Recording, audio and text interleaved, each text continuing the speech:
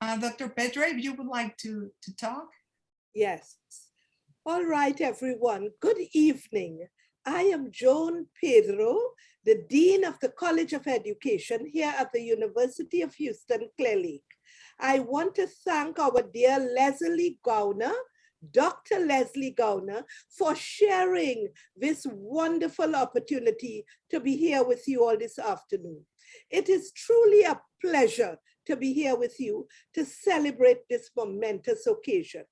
Each year, we observe National Hispanic Heritage Month from September 15th to October 15th. It is a time to celebrate the histories, the cultures, and the contributions of Hispanic and Latino Americans.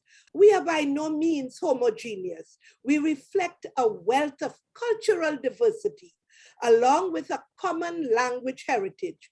Hispanic people have developed our own remarkable blend of music, dance, art, cultural traditions, and of course, food. Although the Hispanic cultures around the world are unique, there is a shared common core, which is that inner pride in what it means to be Latin. Our diversity is what makes us stronger in our multicultural society. Hispanic people have a long, proud history and have contributed greatly to our society, helping us to thrive as a strong, vibrant nation where we all have something to contribute. Therefore, it is fitting that we take time to recognize and appreciate the contributions of Hispanic people. Today, we celebrate the remarkable work of some of our Hispanic writers, and we enjoy them in this bilingual book reading pieces of their stories. They are all special because they were chosen by a great publisher, the Literal Publishing Company, to have their stories published in the book Suel Pasar que no quedemos. Let's sit back and enjoy the reading of each author, after which we can share our questions and feedback. Again, welcome to this book reading. Let's celebrate National Hispanic Heritage Month. Thank you all. Muchísimas gracias, doctor Pedro. Muchísimas gracias por esta cálida bienvenida. Muchísimas gracias a la Universidad de Houston, Clear Lake, por el apoyo que hemos recibido para hacer posible esta presentación. Y muchísimas gracias a la doctora Leslie Gowner por hacer que esto fuera posible. Este libro es el resultado de una convocatoria que surgió desde Literal. La idea era la de llamar a la comunidad de la ciudad de Houston, que escribe en español, a que enviara sus cuentos para que fueran sometidos a la mirada de un jurado de talla internacional. Nuestra intención era la de publicar un libro en español en un país, en una ciudad que se precian de ser monolingües y donde su idioma oficial es el inglés. La realidad es muy otra. Houston es una ciudad internacional que no solo acoge al inglés y al español, sino otros tantos idiomas que se hablan a diario por cientos de miles de personas. Según el Kinder Institute for Urban Research de la Universidad de Rice, las estimaciones más recientes muestran que nuestra población es 42% latina, 31% anglo, 19% negra y 8% asiática. No es gratuita entonces la efervescencia cultural que se vive acá y que hace de Houston una ciudad internacional. Este libro surge desde esa realidad aplastante. La colectividad literaria hispanoparlante en la ciudad es muy robusta. Los talleres de escritura creativa que impartimos desde Literal, así como el impulso a la creación literaria que también se realiza desde Imprint, el programa de doctorado de la Universidad de Houston, por mencionar solo algunas instancias culturales, nos han dado a todos un sentido de comunidad y de hogar. Y por eso queremos mostrar este libro al mundo, porque surge desde una minoría que ha dejado de serlo, y sus propuestas culturales están a la altura de las de todos los demás. Basta ver la cantidad y la calidad de escrituras de este libro. Así que dicho esto y dada la limitación que tenemos del tiempo, me gustaría ir llamando a cada autor por orden alfabético de acuerdo a los países de origen para que puedan darnos una probada de su escritura. Y después procederemos a las preguntas y respuestas. Así que empezamos con la lectura y empezamos con Argentina para terminar con Venezuela. La doctora Leslie Gauna de Argentina, ¿nos podrías leer un fragmento de tu trabajo? Sí, este es un fragmento de mi cuento Pivotando Base. Sábado 26, 12 a.m. Me fijo en la compu el nivel del bayou. No entiendo de pies y pulgadas. El Brace Bayou está llegando a nivel de inundación. Es de noche. Cada uno se fue a su dormitorio. Panco y yo miramos por la ventana de nuestro cuarto tomando turnos. El agua ya cubrió la medianera del bulevar. Mi amiga no para de llamar. Dice que si queremos su esposo sale a rescatarnos con su camioneta. Yo le digo que no se arriesgue, que ya no se puede pasar por las calles. Stay put, nos dice el alcalde Turner por televisión. En Houston hoy nadie duerme. 5 a.m. El agua marrón llega hasta la ventana del living, separada solo por un vidrio. Nosotros adentro. Tengo sensación de acuario. O mejor dicho, pecera por el encierro. El agua brota por los rincones e intentamos secarla con toallas. Empezamos a levantar las cosas. Nuestro hijo pide salvar los sillones de cuero. Los levantamos arriba de la mesa. Sobre los sillones en torre ponemos la compu, el Xbox y algunos zapatos. El bayou corre fuerte en nuestro jardín de adelante. Por acá no salimos. Abro la puerta del lavadero que da al patio. Entra el agua en remolino. Panco, arma el kayak. Muy bien, muchísimas gracias. Seguimos ahora con Lucía Charri de Colombia.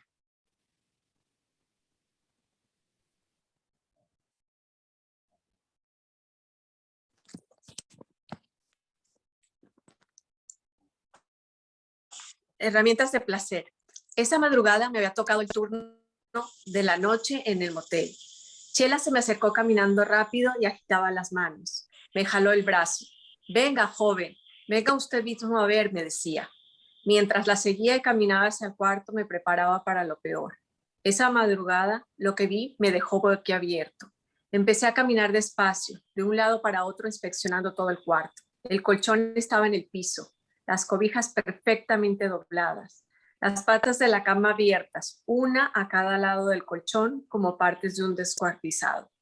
Sobre las sábanas estiradas, tan lisas que parecían recién planchadas, habían colocado en diferentes hileras tuercas y un montón de tornillos, acomodados a lo largo de una forma meticulosa y lineal, desde el más grande hasta el más pequeño. El cuarto estaba completamente desarmado. El último huésped había sido un hombre que entró solo. Lo recordaba bien porque le cobré tarifa triple. Solo vi su perfil. Nunca volvió a mirarme de frente. La nariz con la punta hacia abajo, los labios delgadísimos, 2 líneas horizontales. Los dedos eran largos, huesudos, las uñas perfectas y redondas. Siempre me fijo en esos detalles para no aburrirme y para hacerme una idea de los clientes. Aquel hombre había desatornillado todo lo posible de desatornillar. Las bisagras de la puerta de baño, los interruptores de la luz, las manijas del lavamanos, las lámparas, las gavetas de la mesa de noche, el foco del techo, las patas de la base de la cama, el monitor del televisor y hasta el control remoto. Me quedé en el umbral de la puerta contemplando el cuarto. Lo que veía me parecía obsceno, aberrante.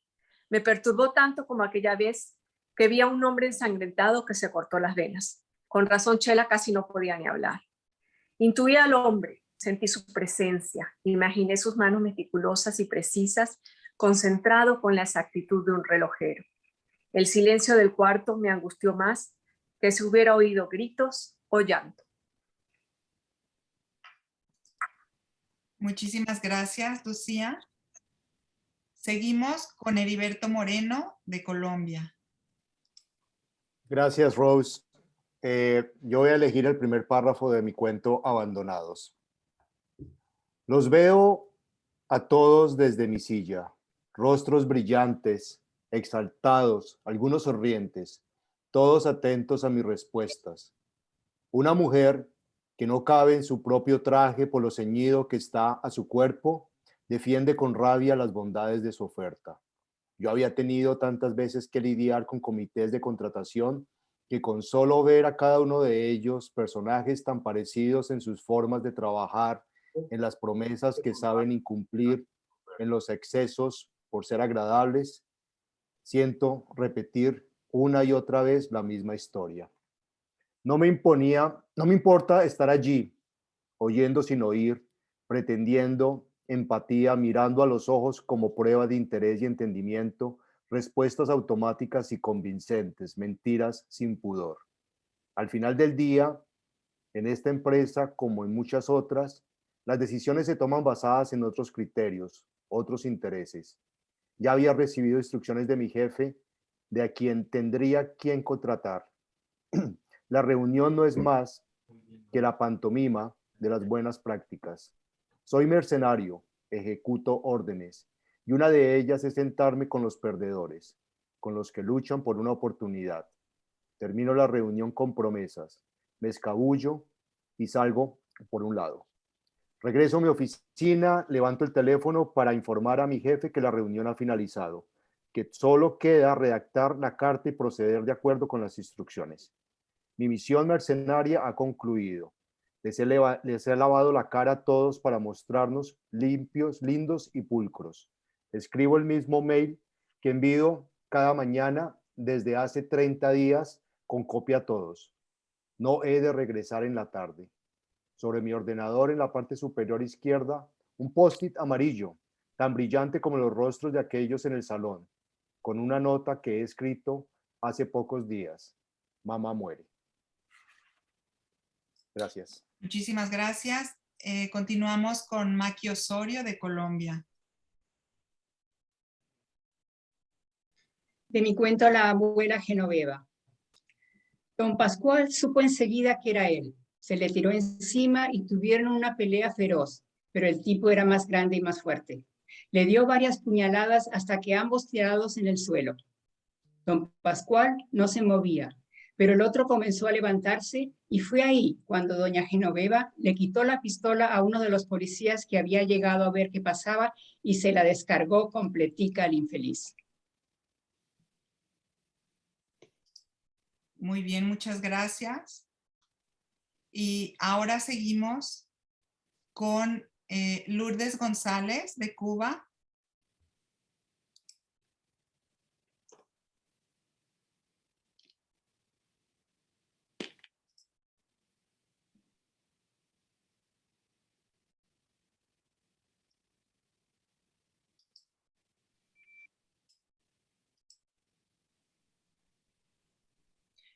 Bueno, continuamos entonces. Ahorita Lourdes yo creo que está con el problema del micrófono. Seguimos con David Dorantes. Ya lo puse, perdona.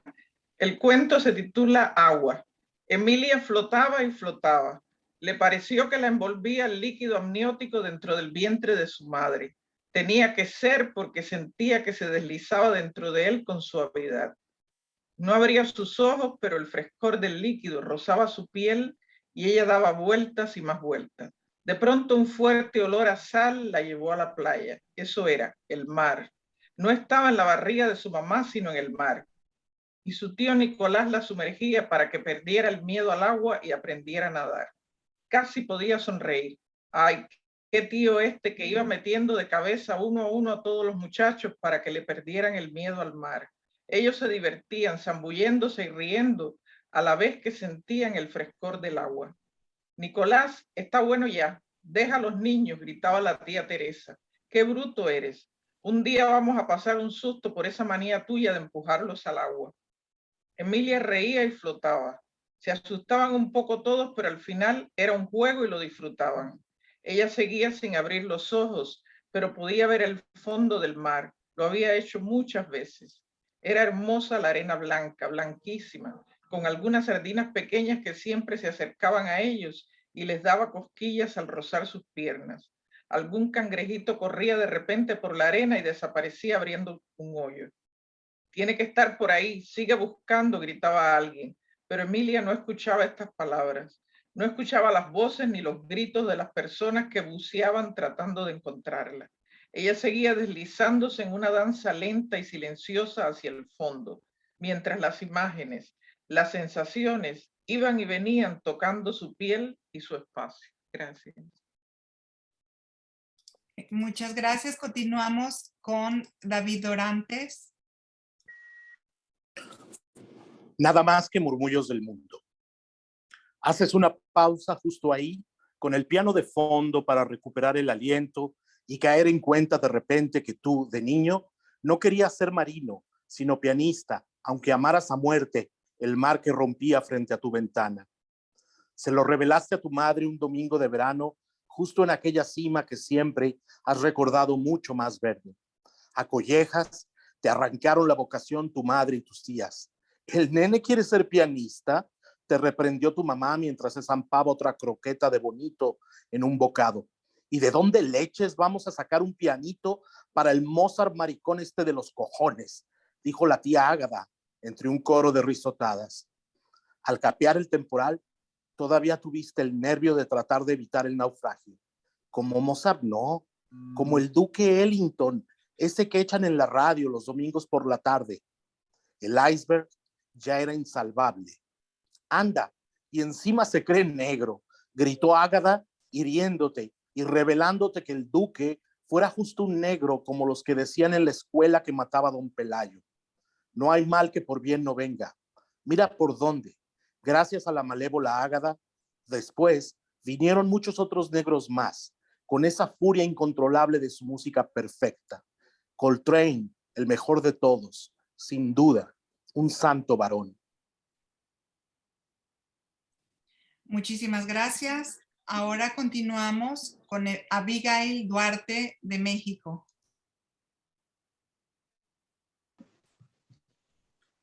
Mi cuento se titula Malva. Estos comentarios vulgares afirmaban la idea de Joan de que él pertenecía a otra clase. Si tan solo pudiera codearse con otros como él, su vida sería diferente. Los días, monótonos a más no poder, se le hacían cada vez más tediosos. Desde su jaula, alcanzaba a ver un poco del mundo exterior. Veía el sol salir y ocultarse, y cómo en ocasiones un gato se acercaba tímidamente haciendo una reverencia continua mientras caminaba hacia la puerta de vidrio que separaba a Joan de su libertad. Eran estos momentos cuando pensaba para sí mismo: si tan solo pudiera salir al jardín a respirar un aire que no apestara y ver el mundo. Más importante aún, que el mundo pudiera admirar mi belleza. Por lo general, Helga llegaba y espantaba al gato a escobazos. A Joan esto lo desconcertaba tremendamente. ¿No era su belleza digna de ser conocida por todos en su colonia? ¿Qué decía de la colonia, el país, el mundo entero? ¡Qué desperdicio!, se le oía refunfuñar a menudo, que el mundo no sepa de mí. Muchas gracias. Ahora continuamos con Ana Escalona, también de México. Mi cuento se titula Tatús. Dimos un salto cuando la señora abrió la puerta y nos descubrió. ¿Pero qué creen que hacen para descuinclas?, gritó muy enojada y nos quitó los plumones. ¿Qué no saben que son Sharpies? Y dijo que aunque nos laváramos la cara, ya no se nos iba a quitar. La Brittany y yo nos miramos asustadas, no por no saber lo de los Sharpies, sino por los gritos de la señora. Pero a la vez se nos salía la risa y yo sentía bien bonito dentro de mí, como hace mucho no sentía. Solo de ver todo mi nombre sobre la frente de Brittany y luego de mirarme en el espejo y ver el de ella escrito sobre la mía. Ahora mi hermanita ya sabe leer y escribir, pero el día que esos policías se llevaron a Pa, ella apenas había entrado al kinder y aún no lo entendía. Y por eso a cada rato me pedía que le repitiera la historia. Gracias. Mil gracias. Alex Guerra, también de México, si puedes leer tu fragmento. El cuento pertenece al cuento Pueblo Chico. Déjeme acabar para que sepa la verdad de una vez por todas. Cuando llegué al rancho, su compadre estaba dormido en la hamaca que tiene detrás de los chiqueros. Como usted no respondía a mis gritos, tuve que pedirle ayuda a él para subirlo al caballo y regresarlo a la casa. Montón de embustes que estás diciendo. De una vez le digo todo antes de largarme. ¿O qué? No quería saber por qué salí raro. Tan pronto despertó su compadre, me dijo que me le acercara. Me rejuntó harto su cuerpo, todo sudado y apestoso a aguardiente. Luego me agarró de los brazos, me tiró al piso y entre el estiércol se me echó encima como perro en celo. Mira que hay que ser cabrón y malagradecido para colgarle tus milagritos al compadre, después de todos los regalos que te ha dado. Todos los regalos eran para que me quedara callado. Lo más jodido es que mi mamá no dijo nada, aunque vio cuando yo estaba tratando de quitarle la sangre a los calzoncillos después de esa noche. Ella, como siempre, bajando la cabeza, haciendo como que no pasaba nada. Gracias. Muchísimas gracias. Y seguimos ahora con Lisette Juárez, también de México. Gracias, Rose. Mi cuento se titula Me estallan los sentidos. Nada de lo que sentía me era familiar.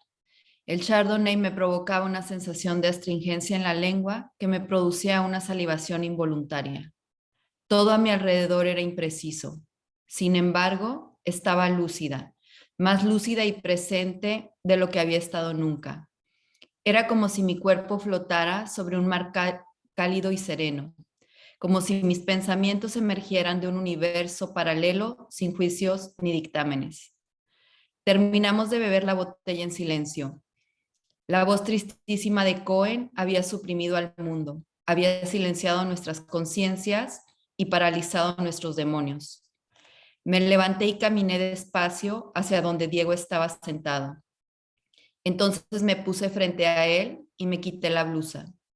Entonces me acerqué más, tomé sus manos y las puse sobre mis senos. Entonces lo besé y me monté sobre su cuerpo. Entonces pude sentir su sexo endurecido a través de su pantalón y el mío. Entonces fue puro sentir.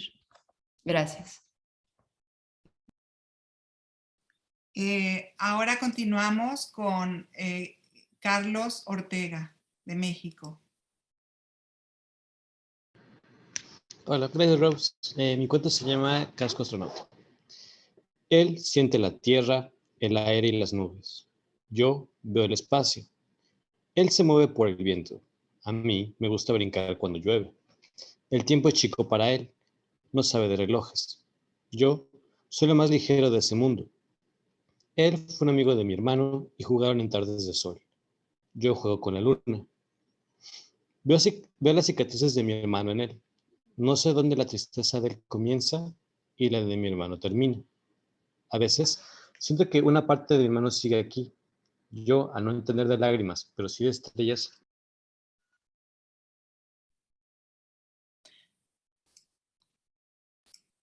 Muy bien.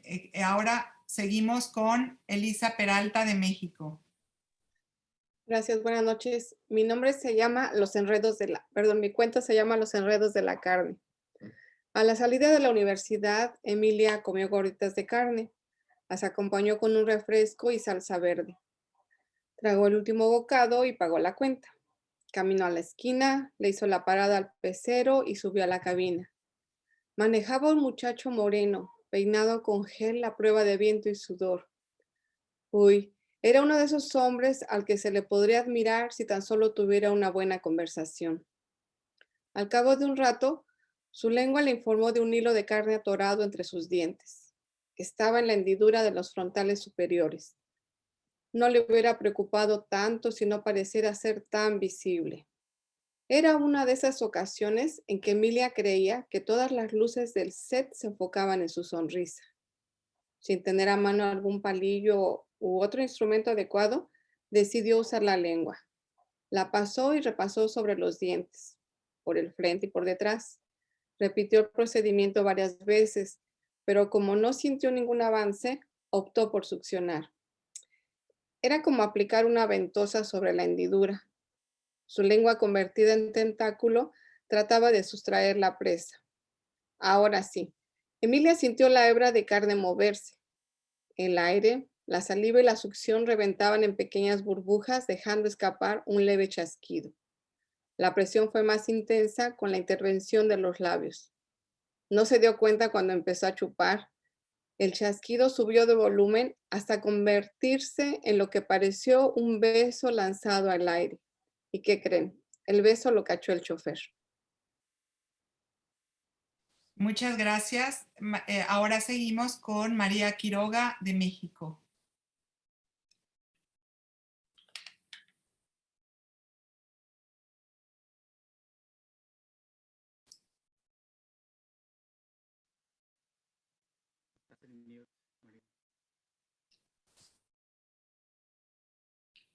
Bueno, continuamos. Ahorita regresamos con María Quiroga. Seguimos con José. Ay, perdón, Rose. No había prendido el micrófono, lo siento. Mi cuento es Última función. Mi anforita vivía en el auto o en mi bolsa y solo la sacaba para vaciarla o rellenarla. Y como en esos momentos estaba sola en la enorme sala del cine, me acomodé a mis anchas en la butaca, le envié un mensaje a mi novio, quien estaba en la misma batalla automovilística en otro lado de la ciudad, y me preparé para ver la película. Cuando bajaron las luces y terminaron las infinitas promociones de las próximas películas, aprovechando la oscuridad, abrí el refresco y le serví un buen chorro de ron. De reojo me percaté de que algo se movió al fondo de la fila. Era un tipo echado en una butaca. Parecía que había corrido hasta ese pequeño refugio y ni siquiera había tenido el cuidado de acomodarse. El aguacero lo escupió como una ola y ahí cayó, apoltronado y con desenfado. El refresco de un lado y su bolsa de palomitas sin tocar en la butaca contigua. Estaba solo y a la luz de la pantalla pude notar que estaba empapado de pies a cabeza. Parecía que la lluvia le había tocado solo a él. Por su respiración agitada, supuse que iba en franca recuperación de la corrida que seguro puso cuando comenzó el aguacero. Terminó de escribir algo en su celular, se nos cruzaron las miradas y me sonrió. Gracias. Muchísimas gracias. Seguimos con José Carrera de Paraguay. José, quizá tengas tu micrófono en mute. Está abierto.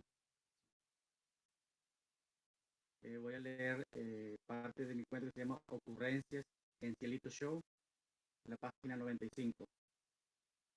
No pudo conciliar el sueño por el ruido de los otros pasajeros y los niños que ofrecían todo tipo de mercancías y alimentos. Se quedó mirando el techo por unos instantes hasta que se levantó frustrado. Salió a la calle transitada y se fijó en los letreros gigantes de luz. Vio a muchas mujeres voluptuosas vestidas con minifaldas y que parecían cambiar de color al ritmo de los letreros de neón. Caminaba hacia ellas cuando se le acercó un anciano y le empezó a hacer conversación, que de dónde venía, que si era su primera vez en Asunción, que si quería divertirse. Benigno no tuvo problemas en contestarle e incluso confió en él para averiguar algo. De Moopio y mi cuñaya y cuava, preguntó Benaldo en guaraní. Y cuara perimeche dúo, amoité. Emeshu becoa, dijo el anciano, entregándole un volante rojo con letras y fotos grandes. Benildo continuó su recorrido de la observación de la gente. Los automóviles y micros roncos echaban humo como un tren. Se puso en la larga fila para ingresar a Cielito Show, y cuando llegó hasta la cajera, preguntó cuánto costaba la entrada. Le pareció mucho dinero. Decidí pronto, hay mucha gente detrás de vos. Te cuento de gratis que más tarde va a costar más, le dijo la mujer. Brynilda sacó el dinero y pagó.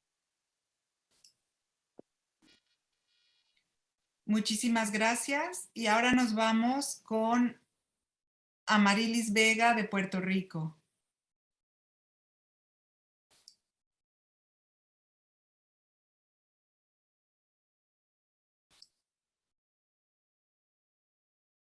Amarilis, quizá tengas el micrófono en mute.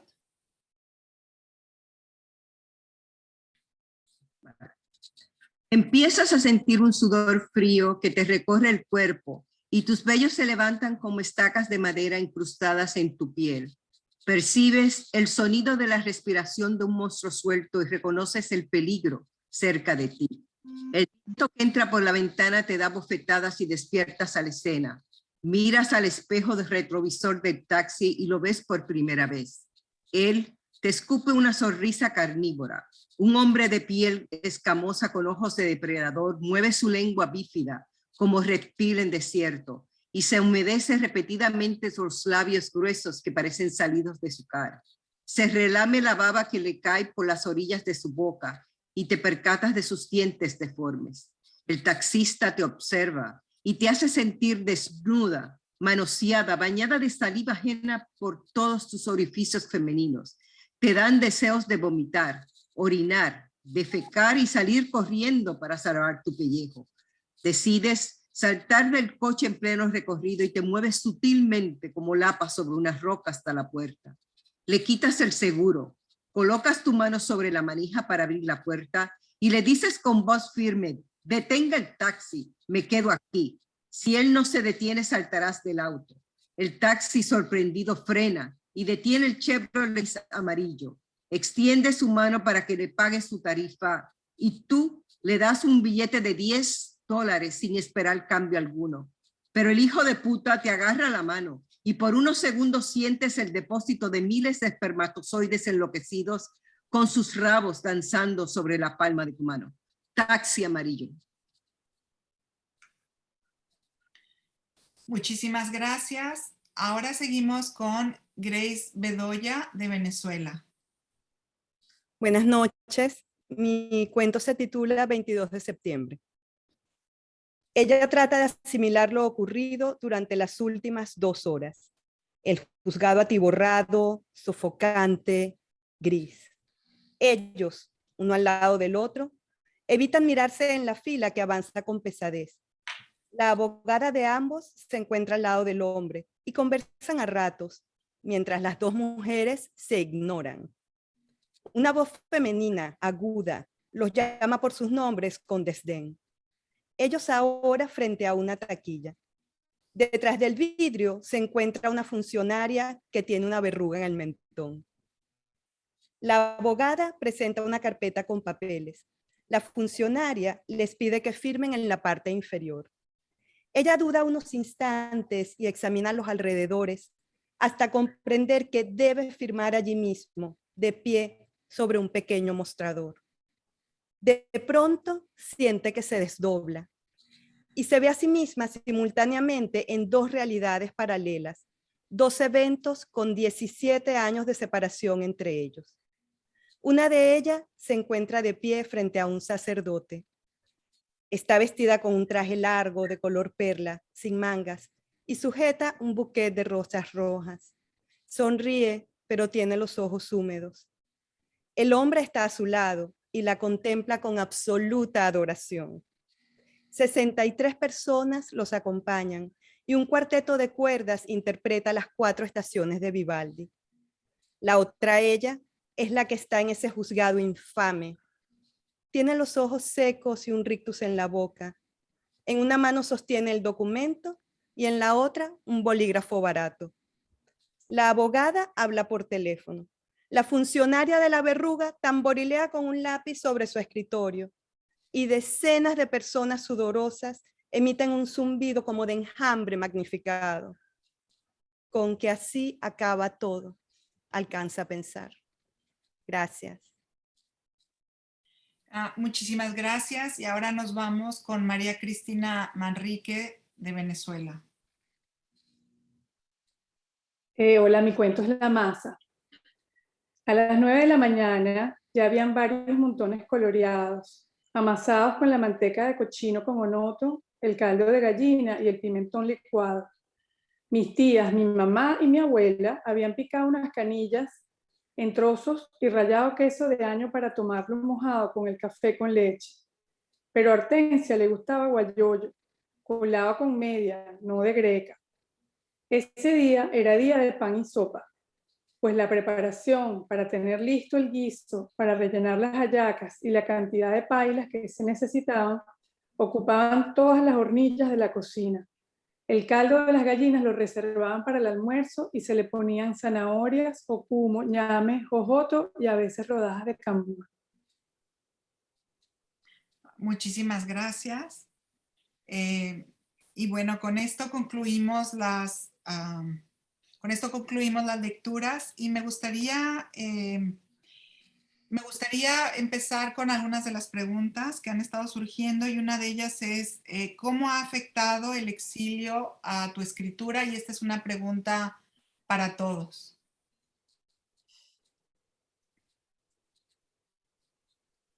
Bueno, yo quisiera responder. Precisamente mi cuento está escrito desde la nostalgia que siento por mi ciudad, por la Ciudad de México.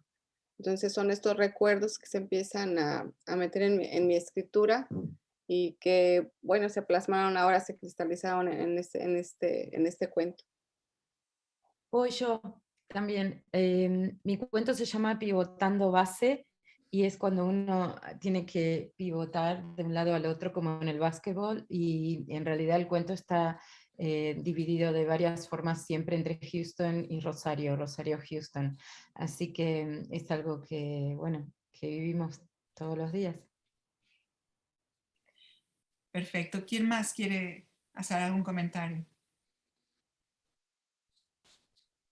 Mi cuento, que es Última Función, también tiene la cualidad de estar ubicado, a pesar de que es en un cine, está ubicado en un cine dentro de la Ciudad de México y todo lo que sucede allí, aunque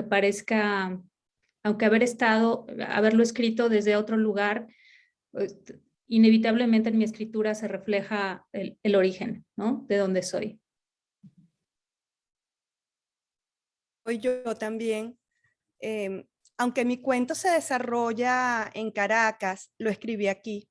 Ya tenía varios años viviendo en Houston y siento que esa distancia de mi ciudad me hace verla con otra profundidad y desde otra perspectiva, ¿no? Y siempre está la nostalgia por la tierra, independientemente de que hayamos escogido o no mudarnos. Yo amo a Houston, los que me conocen lo saben, pero desde aquí, por supuesto que añoro mi Caracas y mi Ávila. Bueno, en mi cuento, además de la ciudad, que también soy de Caracas, y que creo que me ha influenciado en todo lo que estoy tratando de hacer con las otras cosas de cuentos, es de las tradiciones que nosotros vivimos, que en este caso es hacer hallaca.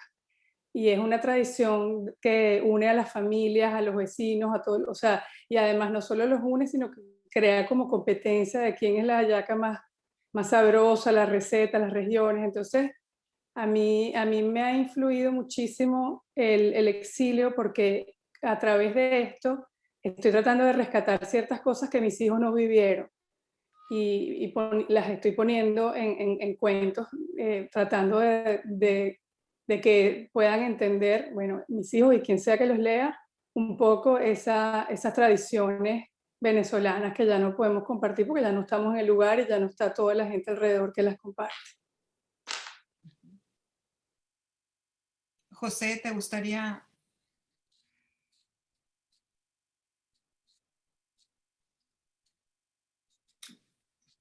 No te escuchas, José.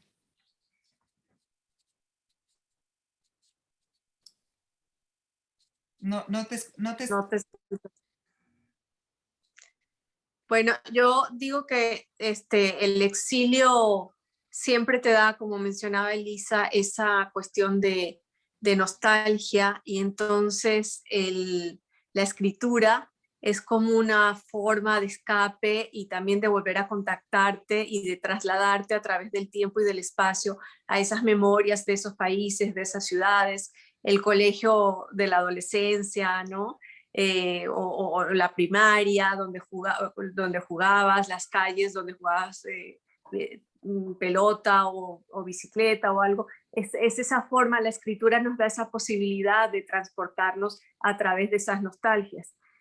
A mí particularmente la escritura me cuesta un poquito ubicarme porque yo soy colombiana, pero he vivido en muchos lugares de Latinoamérica, entonces mis cuentos los pienso como un híbrido, ¿no? De repente el personaje está en un bar de Bogotá, pero se sube en un autobús o en el metro de la Ciudad de México, pero camina por las calles de Caracas, así. Entonces siempre hacemos como esa mezcla de todo lo que hemos vivido, de lo que está en nuestra memoria, con la realidad, ¿no? Porque también, pues, habla dentro de una sociedad americana, de la vida de Houston, cosas así. Entonces, la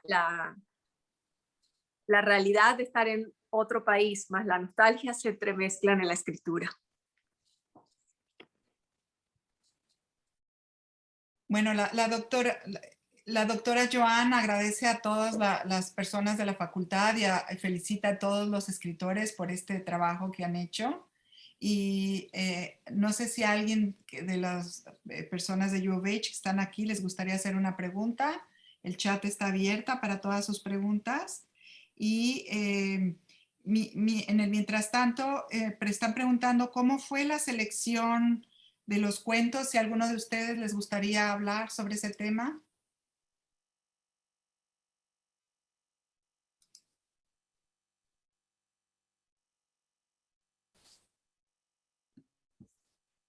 María.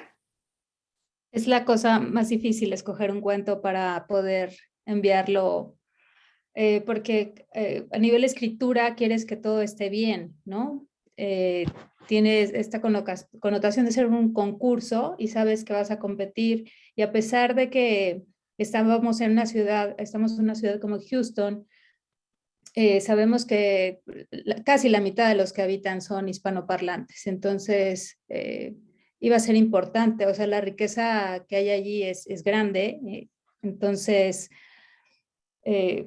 fue difícil. Yo estuve, no sé, leyendo quizá entre 10 cuentos y fue difícil seleccionar. Seleccioné La Última Función porque creo que fue un cuento que tiene un poquito de México, del cine, que es una de las cosas que más me gusta, y que creo que todos se pueden sentir identificados con una sala de cine.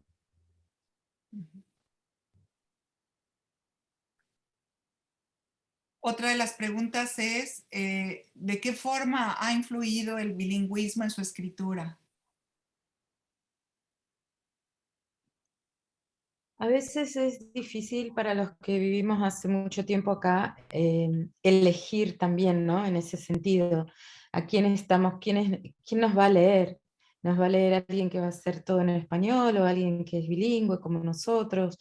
Entonces, yo creo que por lo menos en lo personal escribo en español, pero también siempre dejo pasar palabras en inglés o para que no sea una separación tan estricta de los idiomas, sino que estamos en un ecosistema de idiomas, ¿no? En donde todos esos idiomas se van mezclando y eso es lo que trato de hacer. Cómo influye el bilingüismo, influye tremendamente y he decidido no esconderlo. ¿Quién más quisiera contestar?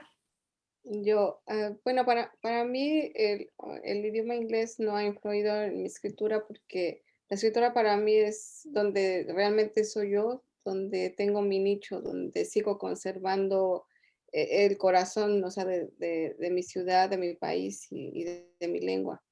Y en esta selección que se hizo en esta antología, yo siento que fue una gran oportunidad para todos los que hablamos español, precisamente demostrar que todavía, o sea, que conservamos eso, esa alma en español, lo latinoamericano que seguimos siendo, lo hispano que tenemos. Yo quería agregar que en el caso de mi cuento, surgió de una asignación en el taller de usar justamente palabras que fueran muy, muy locales de cada uno de los países de los que participamos en el taller. Y la razón también por la que lo escogí fue justamente por la reacción de la gente del taller. O sea, como que me dio como ese piso que dije, bueno, que este puede ser el cuento que debo enviar al concurso y bueno, gracias a Dios lo cogieron y lo estamos compartiendo.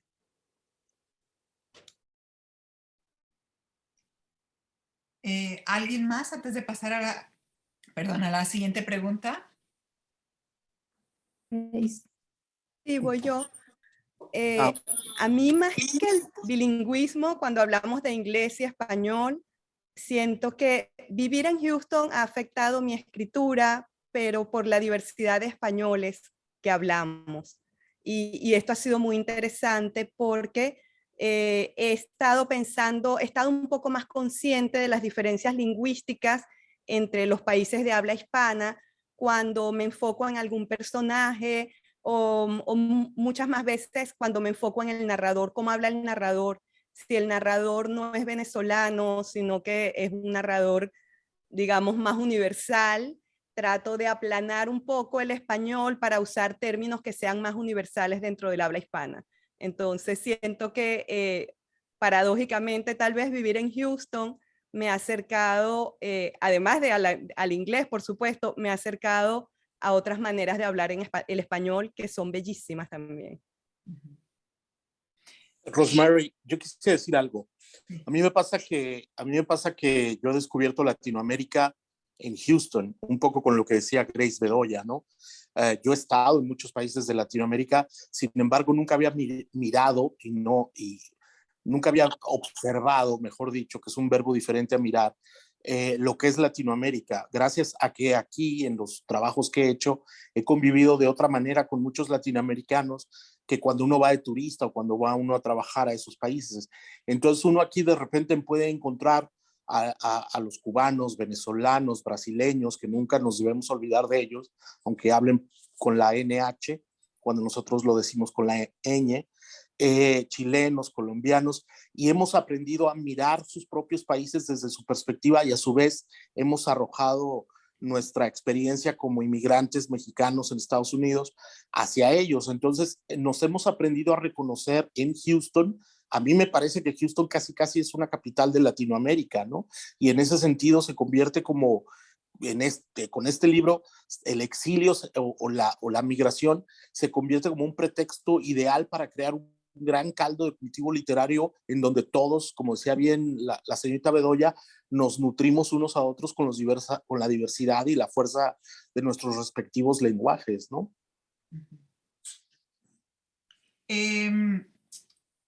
Muy bien, ¿alguien quiere agregar algo a lo que dijo David o contestar la pregunta o seguimos con la pregunta que sigue? Bueno, pregunta Esteban, ¿cuánto influye en la escritura de cada uno de ustedes durante el proceso creativo pensar en el lector? En mí nada. Absolutamente nada. Bueno, en mí tampoco, porque escribir es un gozo individual, y cuando el escritor hace su tarea con gozo, disfrutándolo, con seguridad el lector también lo va a hacer.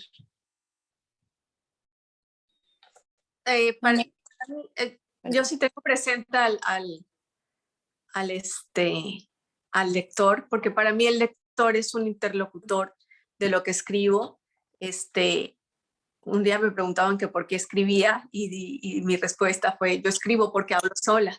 Entonces en la escritura he encontrado un interlocutor, entonces siempre estoy, o sea, no es que haga la historia o escriba el cuento, la historia o en función del lector, pero siempre está presente porque es como mis oídos, es como si alguien que me va a contestar, como si un interlocutor ausente, ¿no? Yo estoy de acuerdo con Lucía en cuanto a que sí es importante el lector, pero quizás no cuando empiezo a escribir el cuento, en la primera pasada, ahí no pienso en el lector, pero sí a la hora de editar el cuento y de revisar, pienso si el lector va a entender lo que estoy diciendo, si es claro lo que le estoy diciendo desde el punto de vista del lector, pero de entrada no pienso en el lector, es hasta la hora de editar. Y creo que aquí estamos bastante de acuerdo en el hecho de que la escritura surge en mí de una necesidad de escribir acerca de una historia, de explorar un tema que me fascina, que me perturba, que no me deja dormir, o de explorar cuál es la vida de un personaje que empieza como a torturarme y quiero que termine de mostrarse, y eso se logra a través de la escritura. Ahora bien, coincido también con Ana en que en el momento de la edición sí trato de dejar reposar un poco el texto y después pasar a la edición y tratar de leer mi historia como si fuera un lector, porque a veces como escritores no sabemos muchas cosas de los personajes o de la historia que no siempre plasmamos bien en el papel. Durante el proceso de edición es que podemos empezar a tomar un poco de distancia del texto y ver, ok, esto se está entendiendo, realmente estoy transmitiendo lo que quiero transmitir, y en ese momento sí pienso en el lector como la persona que va a estar detrás de las páginas para rehacer la historia. Preguntan en redes sociales, para la escritora Lisette, ¿qué tan difícil es escribir escritura erótica?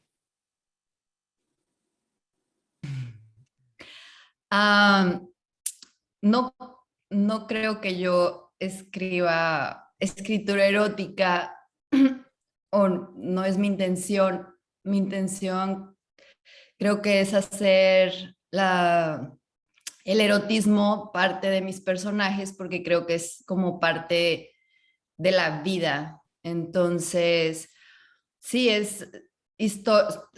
escribo historias donde el erotismo está presente, porque creo que está, o esperemos que esté presente en la vida de todos, y es una parte muy importante de la identidad del ser humano, ¿no? Que tiene que ver con el tipo de deseo que siente hacia el otro.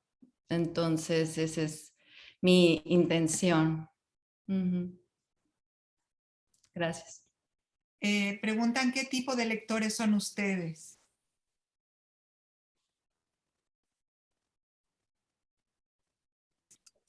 Es una pregunta. Voraces. Tal vez voraces. Yo creo que así es como surgió esto de escribir, porque somos unos lectores voraces, ansiosos de aventuras y después ansiosos de escribir las propias. Yo tengo otra. Creo que yo fui más que lector de libros y de lecturas, fue más de letras de canciones. Ahorita, haciendo la retrospectiva, creo que eso es lo que a mí más me ha motivado a escribir. Y al ser incapaz de escribir canciones, encontré en la literatura ese gran mar que es la escritura. Yo también vengo de otra perspectiva. Primero fui escritora, y quiere decir escribiendo en diarios personales desde muy, muy pequeña, y nunca dejé de escribir. Y cuando realmente me metí en estos talleres de literal, me daba un poco vergüenza, o me defendía diciendo que yo no leía, que leía muy poco. Leía mucho académico, ¿no? Los faculties tenemos que leer académico. Y bueno, eso ha cambiado en los últimos años, y ahora Antes me llevaba leer un libro por placer, digo yo, de ficción, me llevaba 2 años a veces. Y ahora me doy cuenta que los puedo leer en una semana, 2, dependiendo de... Me doy cuenta que necesito leer si quiero realmente escribir. Y así que esa es mi experiencia, un poco diferente, justo del otro lado. Yo coincido con Elisa, yo creo que yo me definiría como una gran lectora que le gusta escribir, más que como escritora, ¿no? Una gran lectora que le gusta escribir. Yo quería compartir también que a veces no leía tanto, pero sí he desarrollado la destreza de observar. Y cuando uno observa y ve más allá de lo que otros ven, eso es lo que me motiva a mí a escribir, la observación. Tenemos un escritor de Chile que faltó leer su párrafo. Antes de seguir adelante con las preguntas, que veo que tenemos más de redes sociales, me gustaría que Leonardo González de Chile leyera un fragmento de su cuento. Muchas gracias. ¿Se escucha bien? Sí. ¿Sí? Sí. Bueno, muchísimas gracias. Voy a tratar de ser ágil por el tiempo. Este cuento se llama, en realidad yo lo considero más bien un monólogo teatral. Se llama Una actriz frente al espejo en el camarín de un teatro. Y el fragmento escogido parte así. Dice: te vas para atrás hasta el día del golpe en la cara que te pegaron cuando interpretaste a Oswald en El Rey Lear, y ese golpe simboliza una transgresión o un umbral o las dos cosas juntas. Piensas también en la locura, en Mozart, en la locura, en todos los actores que interpretaron al Rey Lear, como el chico de la universidad. El chico de la universidad estuvo varios días con audífonos puestos, recitando a Parra en el campus, el Requiem Mira Ponte, y cuando te ponías sus audífonos entrabas en su sintonía. 2 locos hubo en el campus en aquel periodo. El otro trabajaba en la cafetería. Se llamaba Ricardo, pero le decíamos Ricardo con acento en la O. Ricardo les preguntaba a todos por sus nombres. ¿Cuál es tu nombre y tu apellido y tu segundo apellido? Y te contaba de dónde venían tus nombres y tus apellidos con absoluta certeza. Dicen que de tanto estudiar se quedó repitiendo. Nadie le daba la mano porque la locura asusta y la gente tiene miedo, y eso es súper comprensible, Isabel. No es bueno ayudar a los locos porque la locura es un territorio sin fin en el cual se entra y no se sale con vida. Así te enseñaron. A los locos no hay que mirarlos. A la gente que habla sola no hay que mirarla. A los locos hay que respetarlos sin acercárseles. Y yo no soy mala por eso, pero igual a veces me acuerdo sin querer de mi amigo, el chico de la universidad, que enloqueció actuando en El Rey Lear de Shakespeare y Parra, y que sin querer también en la obra me pegó una patada que me sacó 2 dientes por la chucha, te da rabia, te gustaría creer que no era para tanto, pero lo era. ¿Te acuerdas de la patada que te tumbó en medio de la representación, que hubo que suspender porque no se puede seguir cuando una actriz está inconsciente? ¿Te acuerdas que esa noche con una bolsa de hielo en la boca pensaste, el actor es un perro, no tiene dignidad? Lo repetiste cientos de veces, el actor es un perro, no tiene dignidad. Hasta hiciste una canción con esa frase, el actor es un perro, no tiene dignidad, y hablaste con alguien por teléfono y le dijiste que tenías mucho miedo del futuro, de ser actriz, y que tu mandíbula estaba floja, inflamada, pero que el hielo surtía efecto descongestionante, una especie de milagro natural de las cosas que tienden a sanar. El día de la patada pensaste en la muerte y no podías dormir, y la muerte era un gato negro en la ventana. El día de la patada en la cara te diste cuenta de tu debilidad y que podías morir si un actor en una función te atacaba.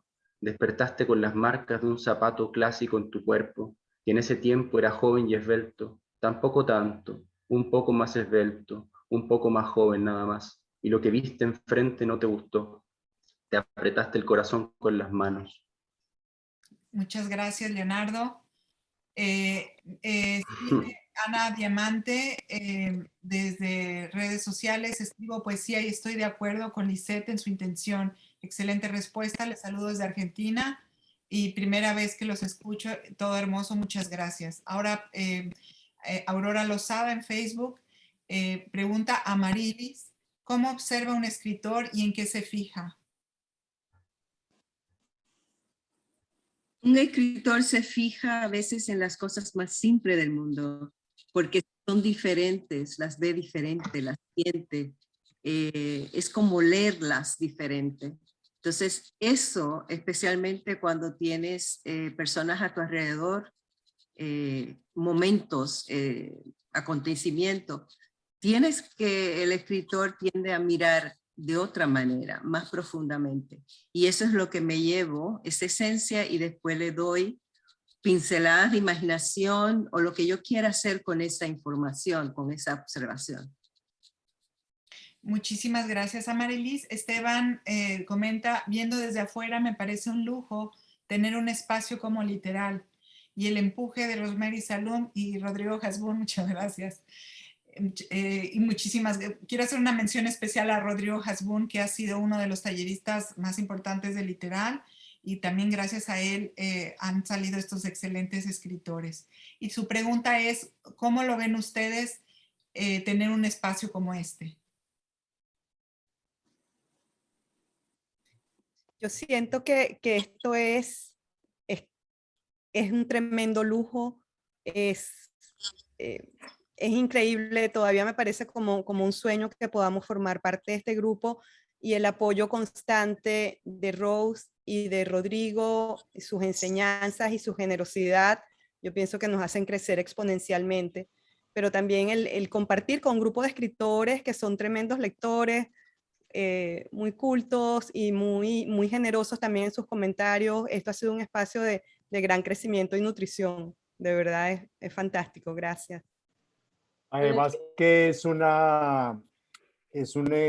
taller y es un espacio de largo aliento. Cuando digo largo aliento es que hemos estado varios de nosotros por varios años.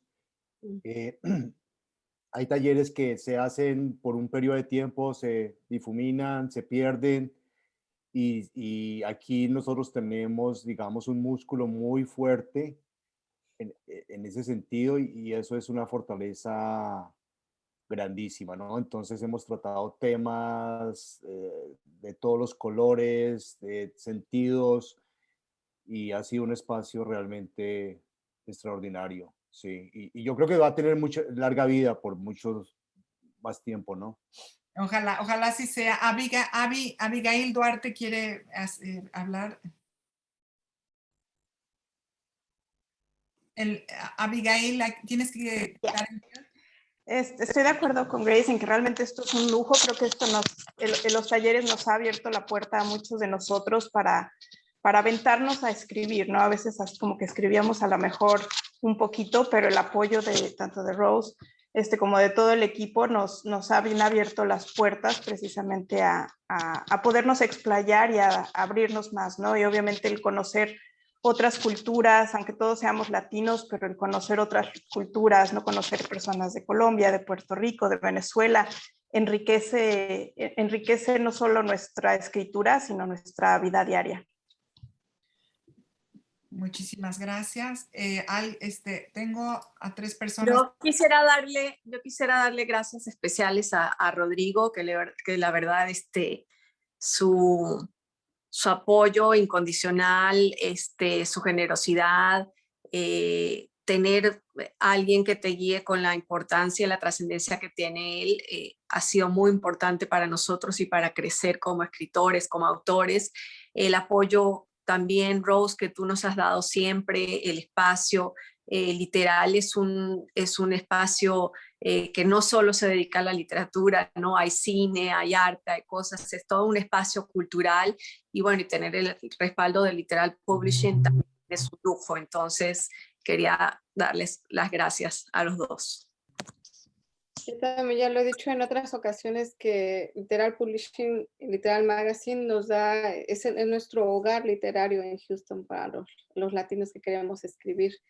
Y la verdad que también es un honor tener cada martes a Rodrigo Hasbún al frente de este taller, que con disciplina y con mucha paciencia está ahí para nosotros. Muchas gracias, Rose. Muchas gracias, Rodrigo. Bueno, muchísimas gracias. Hay una pregunta más para todos los escritores y los autores. ¿Qué fue lo más difícil del desarrollo de estas historias? ¿Y qué fue lo más satisfactorio? Preguntan de redes sociales. Pues yo creo que lo más difícil siempre es comenzar a desarrollar una historia y tenerla completa en la cabeza antes de comenzar a escribirla. Al menos para mí es importante tenerlo todo completito antes de comenzar a escribir para saber por dónde voy a comenzar. Entonces, generar toda la historia en la cabeza creo que es la parte creativa. Ese es el reto más difícil en la escritura. ¿Quién más? Para mí lo más difícil fue, bueno, en mi caso fue, me propuse el reto de escribir desde la voz de una niña pequeña. Entonces, eso fue lo más difícil, tratar de ponerme de lograr esa voz y de transmitir el cuento desde esa voz.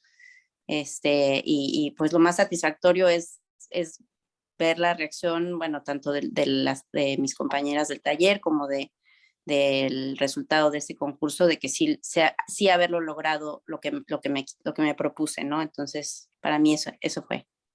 Para mí lo más difícil fue poder poner en papel lo que es esa sensación que uno vive a través de los recuerdos de un momento que, aunque sea en el pasado, uno lo vive y lo revive como en el presente, como fue la inundación con Harvey. Y entonces, la estructura era lo que más me costaba, porque para mí estaba claro cómo vienen esos recuerdos, mezclando el presente y el pasado, lo que es tener un hogar, lo que es perder ese hogar, todos esos desafíos, junto a lo que justamente decimos de ser de otro lado, pero haber dicho, bueno, quiero hacer de este lugar también mi lugar, y bueno, la estructura para mí fue lo más difícil del cuento, y también desafiante, pero me gustó, y lo que me sentí bien del proceso, o sea, lo que me gustó fue que logré ese ritmo en donde va subiendo cada vez más el ritmo, así como va subiendo el agua. Y le debo agradecer a un cuento que escuché en este taller, que es de la autora peruana Katia Dawi, y cómo ella iba haciendo lo mismo, pero con su pasado, ¿no? A través de distintas etapas en su vida. Así que, bueno.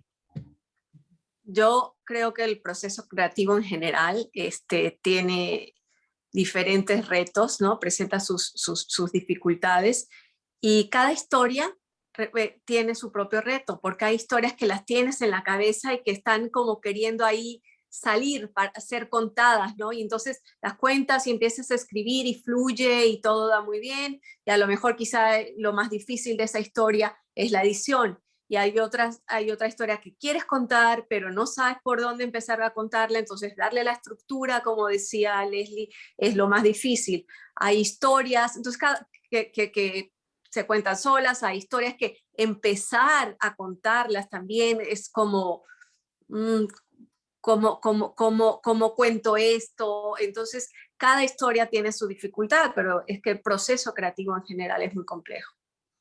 Para mí la parte difícil fue escoger la historia. Yo me había decidido por otra historia totalmente diferente, que mostraba, digamos, que otro aspecto de mi manera de escribir.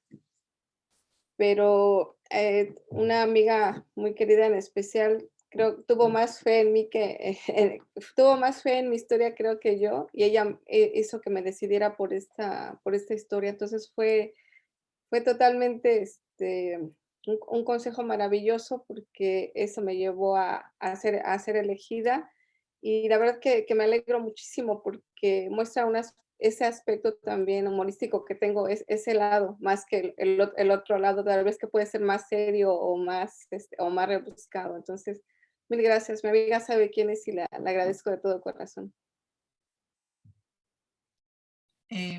¿Alguien más le gustaría? Sí, a mí creo que lo que más me ha parecido interesante de este proceso de escribir es escarbar en nosotros mismos. Pienso que cualquier historia, por lo menos en mi caso, todas las historias tienen algún toque personal, algo que está dentro de mí que no había podido salir, o en esa forma por lo menos. Y siempre he comentado de que estos talleres, aparte de que te enseñan a escribir y a poner en claro tus pensamientos, son también como una terapia muy económica, porque un psicólogo te cuesta más, pero que te ayuda a encontrarte a ti mismo y a descubrir ciertas verdades ocultas que tenías dentro de ti. Para mí lo más difícil de escribir esta historia en particular creo que fue acudir a ese espacio en el cual tenía guardadas las emociones que viví cuando me divorcié y explorar todo eso ya desde la distancia, ¿no? Esas emociones, ese dolor, esa sensación de irrealidad. Y lo más satisfactorio diría que fue cuando un día lo leí en el taller de Rodrigo y 2 personas me dijeron que sentían ganas de llorar después de que lo leí, ¿no? Entonces sentí, ok, creo que logré transmitir la emoción de ese momento. De acuerdo. ¿Hay alguien más? Solo quería decir que creo fervientemente que el escritor nace cuando escribe, pero no crece si no lo leen. Entonces el lector es el que nos hace crecer, el que nos exige y uno quiere ser mejor para poder llegar a él. Así que no hay escritor si no hay lector. Y ese es un lindo comentario me parece, para cerrar esta velada tan linda que hemos tenido. Muchísimas gracias a todos los que nos están viendo. Y muchísimas gracias por apoyar a todos estos escritores. Si el libro, como dice Amarilis, no hay escritor sin lector, el libro se puede conseguir en la página de Literal, es literalmagazine.com, ya está aquí en el chat, ya está en redes sociales también, es literalmagazine.com, suele pasar que nos quedemos. Agradecemos de nuevo a la Universidad de Houston Clear Lake y a todos ustedes por habernos dado este espacio, escucharnos, y no queda más que seguir impulsando a todos los escritores, sobre todo a todos los escritores que estamos en Houston a seguir escribiendo, y como siempre dice Rodrigo Hasbún, poner a Houston en el mapa, ¿no? Eso es lo que es importante. De verdad, gracias a todos, reciban un abrazo y quedamos felices de haber estado con ustedes.